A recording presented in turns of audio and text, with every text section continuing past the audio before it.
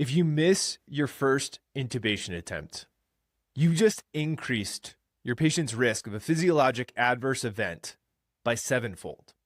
And by the third event, they're nearly guaranteed to have an adverse event. That's the data. And those failed attempts aren't happening because you don't know your anatomy. They're not happening because you didn't study hard enough or because you haven't put in enough practice. Yes, these things are important, but even the most skilled clinician can fail because of human factors.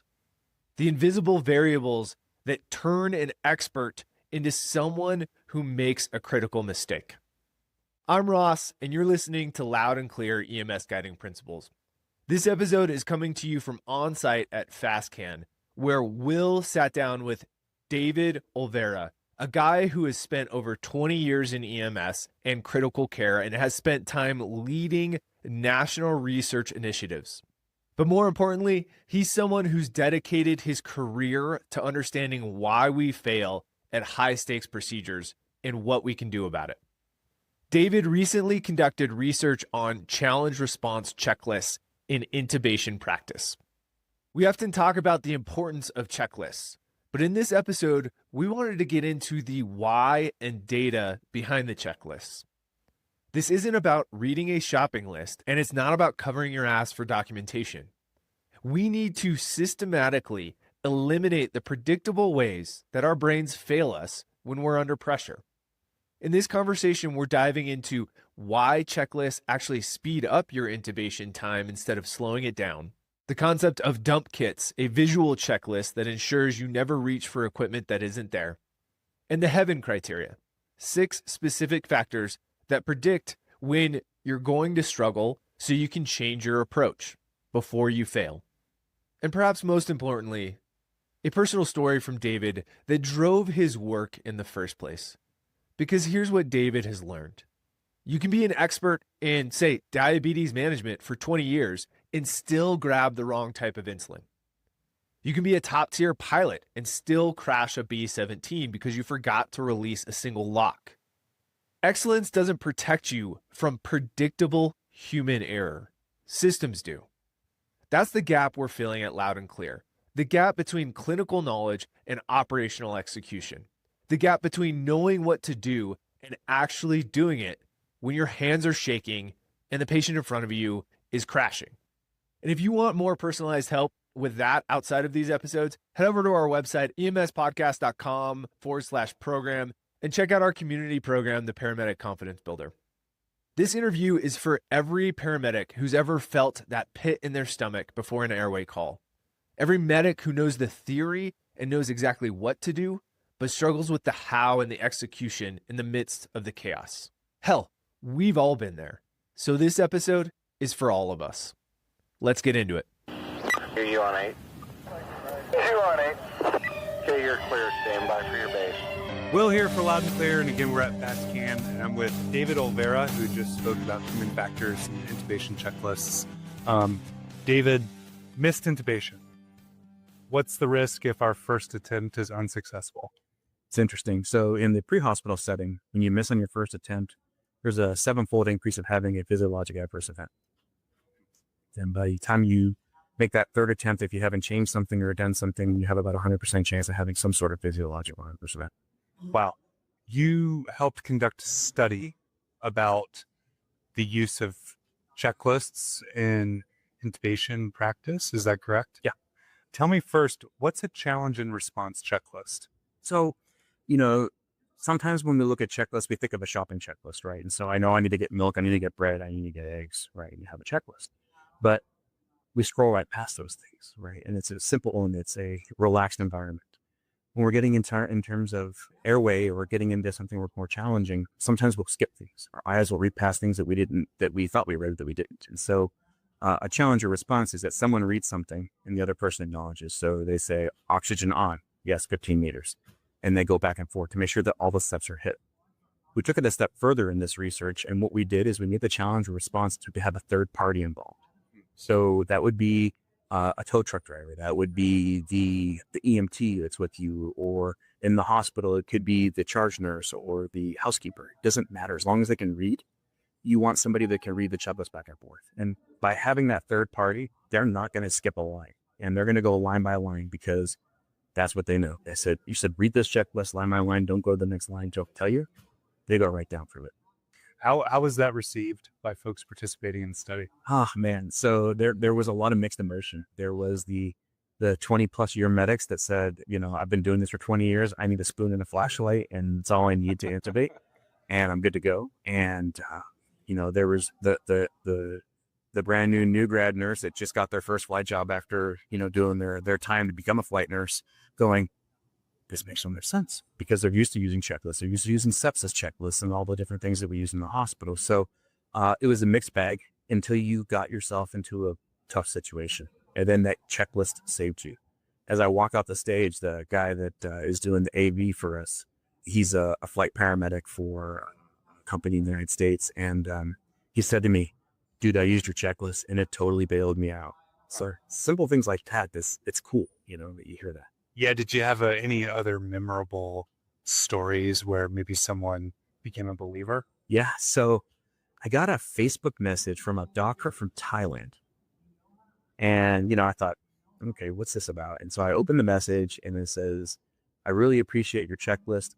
It saved us in a case. And there was a case where it was a traumatic case of some sort. It was emergent intubation. He was in an outlying hospital that he wasn't used to, and it was chaos. And so he just said, stop. And then he handed the checklist and said, let's go down this checklist. Okay, that's cool. And so it helped level set and bring things together. Yeah. We look at the Elaine Bronner case with the failed airway that happened in the UK, and how many things were missed that caused her, unfortunately, passing. That stopping and using a checklist and realizing, hey, did I do this step? Did I not do this step? Knowing when to call for help, asking for backup, those different things can change practice because of it. Right. Checklists and this type of behavior gets lumped into what's called human factors. Tell me a little more about human factors and what they are. Sure. So I use the example of my kid's mom. She's a type 1 diabetic, and she's been a type 1 diabetic for over 20 years. And before we had CGMs and we had the pumps and things like that, she would administer her own insulin during the day and in the evening. And she was a general manager of a restaurant, and had opened the restaurant, come back for a couple hours, and had gone back to close. And we had a newborn son at the time. And she came home and she reached in the fridge and she just grabbed the insulin and gave herself the insulin. Well, a couple hours later, my son started to cry, and she usually beats me to the bedside to help him. And she didn't this time. It was like, something's up. So I pulled the sheet back and she's having a seizure. And putting 2 and 2 together, I go, let me check her sugar. Let me call 911. Found out her sugar was 24. She had taken the wrong insulin. Wow. And so, that human factors profile really came into play there. And that started my curiosity about that. And then learning about the checklist that's used for the B-17 crash, and how that if they had a checklist, they would remember to release one of the locks and things like that. And how it's such a simple process for us, but so complex at the same time, to really help us out. Yeah. The premise ultimately, the person in your story, she's an expert in diabetes. Ultimately, she takes care of herself. The B-17 pilots, they were top of their field in terms of flying this aircraft, but yet they still make mistakes and error, and that can happen, and almost in a predictable way that we can study and learn from. Yeah. And, I use the ideas of, when you walk into the call, everything isn't perfect in the world all the time. And so there's a good possibility that you have a personal family problem going, or you have, like I said, I forgot to finish and send my homework, and so you're going down the algorithm in your head about something, and then you're thinking in your head, oh, I didn't send that homework in. All of a sudden now you've deviated from what the important thing that you're trying to do. And so it's bringing you back on task by doing that. And it streamlines it to the point where it actually can shorten your intubation time versus prolong it. It's like some people thought it would be. Yeah, shortened intubation time was a finding in your study. Tell me more about that. It was interesting. We looked at just the time to intubation, and we saw that it would, because there was less things missed that they'd have to go and get, we found that the time was decreased. And so it streamlined it that you could accurately say that you probably get a full intubation with all the preparation and resuscitation done in probably about 3.5 to 5 minutes, depending on the variables, if you need to do a push dose pressor before, things like that. But really understanding that if everything works check by check, line by line, you're really able to push through that and make it happen. A practical device that you talked about was a dump kit. Is that correct? Tell me what that is. What is a dump kit? Yeah, so I learned about it from the Australian and the Sydney Hems teams. And so what they did is they basically took a laminated sheet so that it can get wet, and they open it up and they dump their airway bag on there, and they put their equipment where it needs to be. And so they know exactly where their BVM is. They know exactly where their supraglottic is. They know exactly where their ET tube and suction is. So almost instinctively, they can do it with their eyes closed because they know this is the point where it's at, and I did that when I was in a helicopter because there was times when I first started to fly that we didn't have MVGs every time. And it was low light or we couldn't have any light on. And so I had to know that if I reached my hand straight back behind my head, I knew that I had nasal cannulas, non-rebreathers, and other airway adjuncts in there. And if I moved to my right one, I knew that I had fluids in that spot. And so I knew every single time in and time out, every time I sat in that seat, I knew where my equipment was. Same idea with this dump kit. It could be anywhere. They could be on the side of a mountain, and they dump their kit, they lay it out, they get it all set, they know what's going on. So implementing a checklist and putting that together just makes it almost like putting Legos together, right? Yeah. It all fits into place. A dump kit is almost a visual checklist because you look, and if there's an empty spot or a hole, well, oh, I'm missing something. Yep, exactly.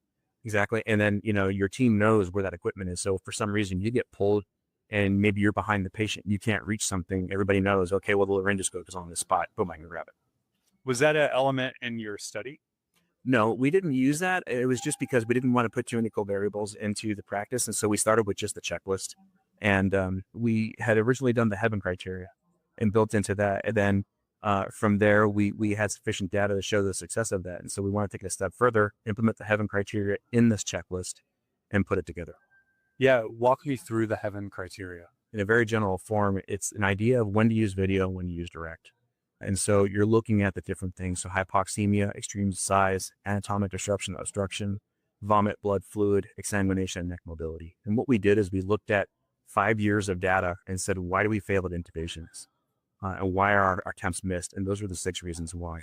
Wow. So we said, okay, so then what do we need to do? So, positioning the patient, suction before we intubate, using the salad technique with Dr. DeCanto, the seat collar, we understand that they're in the past and the data's changed, but in the past, in some of the hospital settings, if a patient has a seat collar on, you have about a 5% chance of having an increase in first pass success by using a hyperangulated blade versus a direct laryngoscopy.